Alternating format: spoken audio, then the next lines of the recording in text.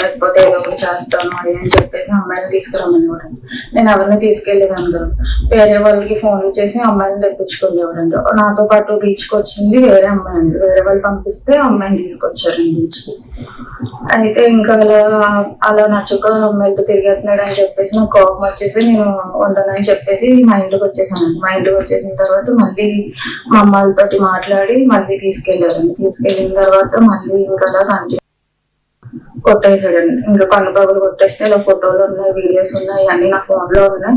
నువ్వు ఇలా మోసం చేసేస్తుంటే నేను రోడ్ ఎక్కిచ్చేస్తానని చెప్పి ఒకసారి రోడ్ మీద కూర్చొని అయితే తర్వాత నా ఫోన్ అవి తీసుకెళ్లి వాటర్ లో వేసి ఇంకా వేరే ఫోన్ కొత్త సిమ్ ఇచ్చాడండి నాకు. అమ్మాయిలండి ఎవరో ఆంటీలు పంపించేవాళ్ళంటండి. ఆంటీలు ఫోన్ చేసేవాడు, ఆంటీలు ఫోన్ చేస్తే ఆంటీలు అమ్మాయిని పంపించేవాడు. ఆఫీస్కే వచ్చేవాళ్ళండి అమ్మాయిలు, ఆఫీస్కే తీసుకొచ్చారు. ఒక్కొక్కసారి నన్ను వెళ్ళి తీసుకురమ్మనేవాడు, నేను వెళ్ళి బండి మీద ఒక్కొక్కసారి తీసుకొచ్చేదానండి.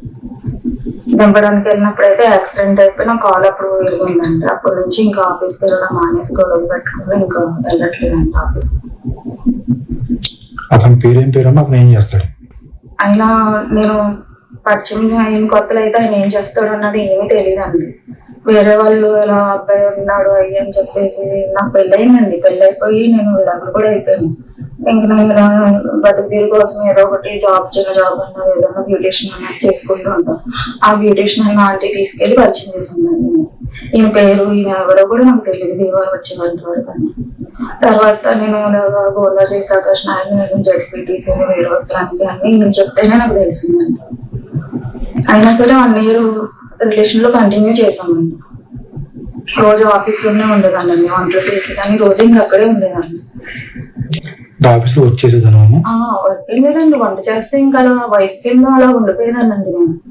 వండిపోతే అప్పుడప్పుడు ఇలాగా అమ్మాయిని తెచ్చుకోవడం ఇలాగా అని చెప్పి ఎవరికి ఏ అమ్మాయికి కూడా నచ్చదు కదండి. ఇంకా ఆ విషయాల్లో గొడవలండి.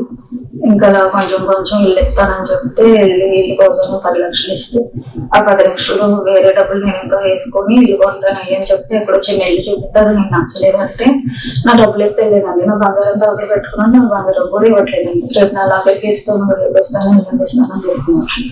నువ్వు రాను వచ్చు నాతో కలిపోయి అని చెప్పేసి మాట్లాడుతున్నారండి.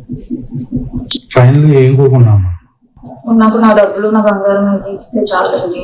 శారీరకంగా వాడుకున్నందుకు నేను ఇష్టపడి కూడా వెళ్ళాను కదండి. నాకు న్యాయం జరిగేలా చేస్తే చాలండి. తెలుసండి, విడాకులు అయిపోయినాయి అని కూడా తెలుసండి, పిల్లలు ఉన్నారని కూడా తెలుసండి. ఇలా నార్మల్ గా ఉంటారు కదండి, ఇలా ఒంటరిగా వండుకో వేరే వాళ్ళతో. రైట్, అది సదరు బాధితురాలు జయప్రకాష్ గురించి చెప్తున్న మాటలు. తనను శారీరకంగా మానసికంగా వేధించాడంటూ కూడా చెప్తోంది సదరు బాధితురాలు. ఈ క్రమంలో ఎటువంటి అడుగులు వేయడం జరుగుతోంది, డీటెయిల్గా మాట్లాడుకునే ప్రయత్నం చేద్దాం. ఈ అంశానికి సంబంధించి డీటెయిల్ ఇన్ఫర్మేషన్ అందించేందుకు మా ప్రతినిధి మనోజ్ సిద్ధంగా ఉన్నారు. మనోజ్ దగ్గరికి వెళ్ళే కన్నా ముందు ఒకసారి విజువల్స్ మీరు చూడొచ్చు. వాళ్ళిద్దరూ చాలా చనువుగా ఉన్న విజువల్స్ని కొన్నిటిని ఆమె రిలీజ్ చేశారు. కొన్ని సోషల్ మీడియాలో పోస్ట్ చేసిన ఆ విజువల్స్ని ఆమె పోస్ట్ చేయడం జరిగింది. ఆ విజువల్స్ మీరు చూడొచ్చు. ఒకరినొకరు చేయి పట్టుకొని, చాలా గాఢంగా చేయి పట్టుకొని కార్కి సంబంధించి కార్లో ఉన్నప్పుడు ఆ విజువల్స్ మీరు చూస్తే అర్థమవుతుంది. ఒకరినొకరు చేయి పట్టుకొని చాలా చనువుగా ముందుకు వెళ్తున్న విజువల్స్ మీరు చూడొచ్చు. అండ్ టాటో గురించి మై లవ్ అంటూ అక్కడ టాటోని చూపించిన సందర్భం కూడా. అసలు ఏం జరిగింది ఆ విజువల్స్ చూస్తే అర్థమవుతుంది. వాళ్ళిద్దరి మధ్య చాలా సన్నిహితమైన ఇన్ఫ్యాక్ట్ చెప్పాలంటే చాలా సాన్నిహిత్యం ఉందని చెప్పి టపాసులు పేల్చిన సందర్భం, దట్టు midnight. అదైనా బర్త్డే పార్టీనా? ఎందుకు ఆ విజువల్లో ఉన్నది సదరు బాధితురాలు అండ్ జయప్రకాష్ అయినా? ఇది కూడా క్వశ్చన్ రైజ్ అవుతుంటుంది. బహుశా దీని మీద క్లారిటీ రావాల్సిన అవకాశం రెండు ఉన్నాయి. అండ్ డీటెయిల్గా మాట్లాడుకునే ప్రయత్నం చేద్దాం. మనోజ్ అప్డేట్స్ అందించేందుకు సిద్ధంగా ఉన్నారు. మనోజ్, అసలు ఏం జరిగింది? అట్ ద సేమ్ టైం చాలా సరదాగా, ఒకవేళ ఆ ఫుటేజెస్ రియల్ అనుకుంటే కనుక సరదాగా కనిపించిన క్షణాలు ఉన్నాయి, తర్వాత దాడికి పాల్పడిన క్షణాలు కూడా ఆమె చెబుతూ ఉన్నారు. ఒకవేళ if at all it is true అనుకుంటే కనుక. సో ఇక్కడ బాధితురాల ఆరోపణ ఏంటి? దీని మీద జయప్రకాష్ ఏమైనా రియాక్ట్ అవుతున్నారా?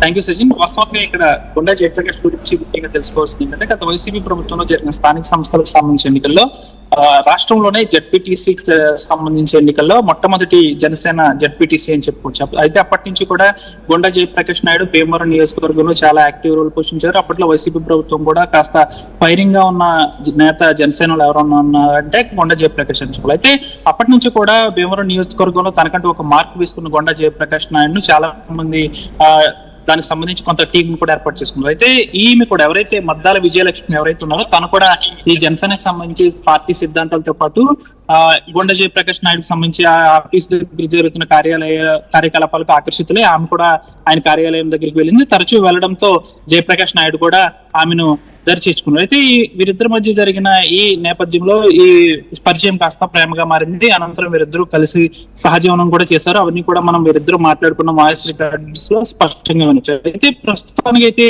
ఎవరైతే మద్దాల విజయలక్ష్మి అంటే కొండా జయప్రకాష్ నాయుడుతో ఉందో తాను ప్రస్తుతానికి అయితే బయటకు వచ్చి మాట్లాడిన ఒకే ఒక అంశం తన దగ్గర నుంచి దాదాపు 10 లక్షల వరకు తీసుకున్నాడు. అంతేకాకుండా తన నుంచి బంగారంతో పాటు 10 లక్షలు ఈ రెండు కూడా తీసుకున్నాడు. అయితే నేను కావాలని ఇష్టపూర్వకంగానే తనతో ఉన్నాను కాబట్టి దానికి కాస్త నాకు పర్వాలేదు. అయినప్పటికీ కూడా నన్ను ఏ విధంగా మోసం చేస్తారు, నా దగ్గరే 10 లక్షలు తీసుకుని నా మెడలో ఉన్న బంగారాన్ని కూడా ఆయన తాకట్టు పెట్టాడని కూడా ఆ బాధితురాలు చెప్తుంది. అంతేకాకుండా నీకు ఏదైతే నాతో నువ్వు సహజీవనం చేస్తున్నావో అయినప్పటికీ కూడా నీకు వేరే పెళ్లి చేస్తాను, నీకు వేరే పెళ్లి చేసినప్పటికీ కూడా నువ్వు నాతోనే ఉందువు గాని అనే ఒక మాట కూడా ఆమెను చాలా బాధించింది. అయితే ఆమె కూడా దానికి ఎటువంటి ఇబ్బంది కలగకుండా ఆమె కూడా చెప్పిన పరిస్థితి కూడా నెలకొంది. ప్రస్తుతానికైతే ఎక్కడ కూడా ఆమెకు సంబంధించిన డబ్బులు రిటర్న్ ఇవ్వకపోగా ఆమెకి ఇస్తానన్న హౌస్ కూడా ఇవ్వలేదంటూ కూడా ఆమె బయటకు వచ్చి మీడియా సమావేశంలో చెప్తూ ఉండడం జరిగింది. దీనికి సంబంధించి జయప్రకాష్ నాయుడు ఇప్పటికీ వరకు కూడా ఎటువంటి స్పందించలేదు.